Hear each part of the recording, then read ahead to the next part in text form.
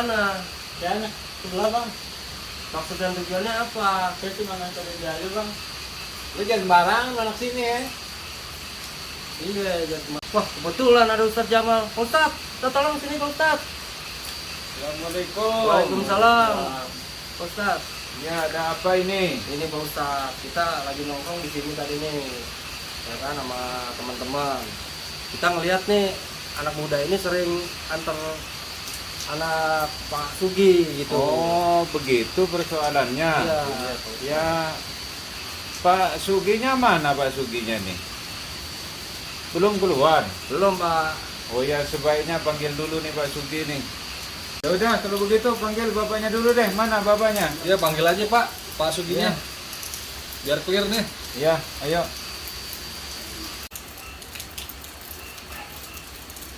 Ada apa nih ribut-ribut nih? Ustadz Jamal. Ada apa nih Ustaz? Iya nih Ustaz, anaknya katanya lagi bareng sama cowok. Oh gitu. Ini anak-anak ini teman-temannya Aisyah pada nggak terima ceritanya. Oh gitu. Aisyah, masuk. Kalau begitu daripada berdiri, mendingan kita duduk ngobrol dulu, diselesaikan seperti apa. Daripada ribut sambil berdiri, mendingan kita duduk ngobrol. Ayo silakan. Ayo coba. Baik, sekarang kita sudah semuanya duduk. Kira-kira ada apa nih? Ribut-ribut tadi di depan rumah saya. Ini Pak, saya sering melihat anak muda ini antar anak bapak malam-malam. Dan kita lihat nggak hanya sekali, itu sering kita lihat. Benar nggak? Pak? Jadi kalau kita nongkrong juga beberapa kali ini nih anak kayaknya juga kadang kalau lewat nggak sopan Pak, gitu. Pas tadi aja sopan sama kita gitu kan. Dan kita sih jaga aja gitu kan Pak. Takutnya ada apa-apa. Yang begitu Pak, takutnya ini anak cuma merusak anak bapak aja. Nanti yang kena anak kita juga Pak. Ya. Oh begitu. Setahu saya, memang anak muda ini sering mengantar anak saya. Karena anak saya pulangnya selalu malam. Tapi saya nggak tahu persis nih. Coba saya tanya kepada anak muda nih. Kira-kira kamu ada hubungan apa dengan anak saya? Enggak pak, saya nggak ada hubungan apa-apa dengan anak bapak. Saya ini teman kuliahnya anak bapak. Akhir-akhir ini emang lagi sering pulang malam. Jadi saya temenin anak bapak pulang. Oh, Takut di jalan iya. ada kenapa-kenapa. Iya. Oke, kalau begitu saya mau tanya sekaligus minta tolong kepada Ustadz Jamal. Nah ini solusinya gimana nih menghadapi persoalan pada malam hari ini? Gimana Ustadz Jamal kira-kira? Assalamualaikum warahmatullahi wabarakatuh. Waalaikumsalam.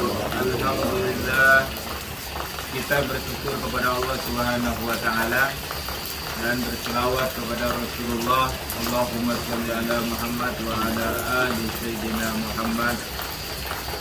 Ya, ini setelah saya mendengarkan obrolan dari anak muda kita di lingkungan kita dan daripada orang tua Pak Sugi dan dari Mas ini, ya mungkin lebih baiknya saya bertanya nih, Mas siapa namanya Mas?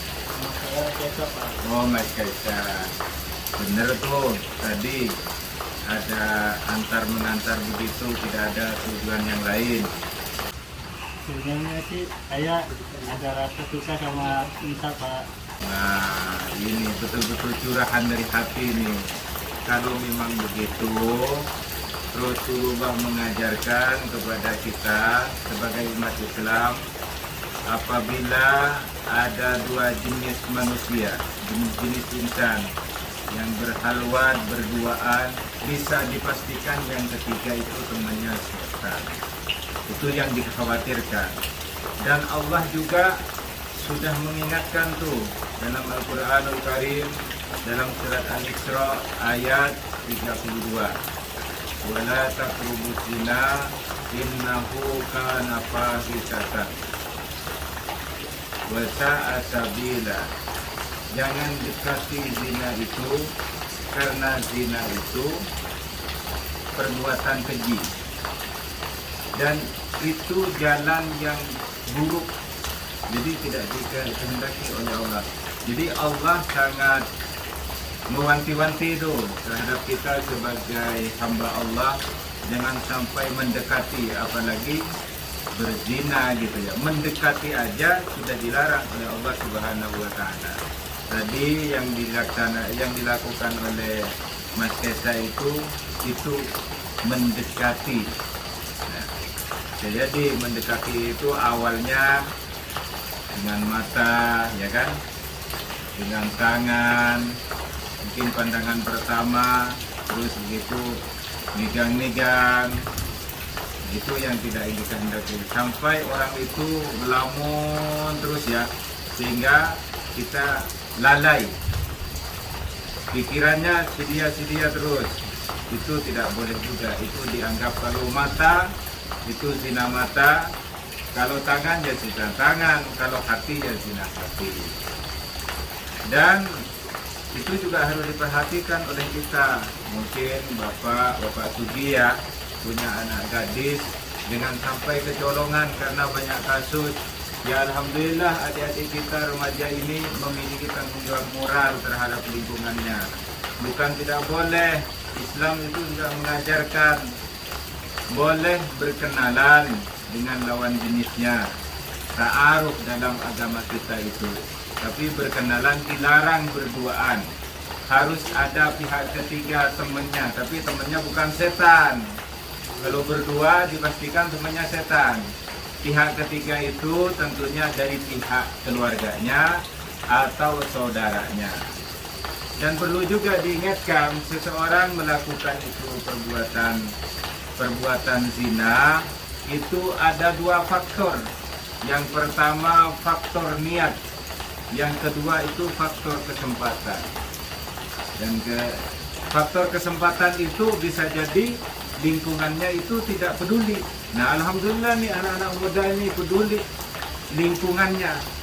Nah, sehingga kesempatan pertama masih diperhatikan, diamati, apa tujuannya Mas ini, ya kan, kok sudah berkali-kali nih. Nah baru sekarang nih bisa bicarakan dengan baik-baik. Kalau memang Mas Kaisa punya tujuan niat yang bagus sampai nanti ke jenjang pernikahan, insya Allah tuh orang tuanya Aisyah tadi itu juga bisa merestui, tentunya dengan cara yang baik, ya kan? Kira-kira seperti itu ya. Saya terima kasih nih kepada adik-adik kita yang di lingkungan kita ini sudah peduli.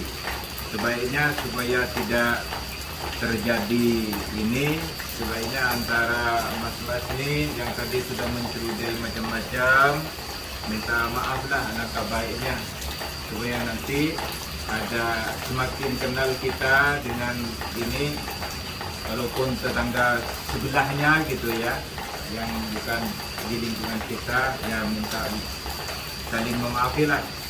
Bersama kita minta maaf, barangkali nanti saling memaafkan saja.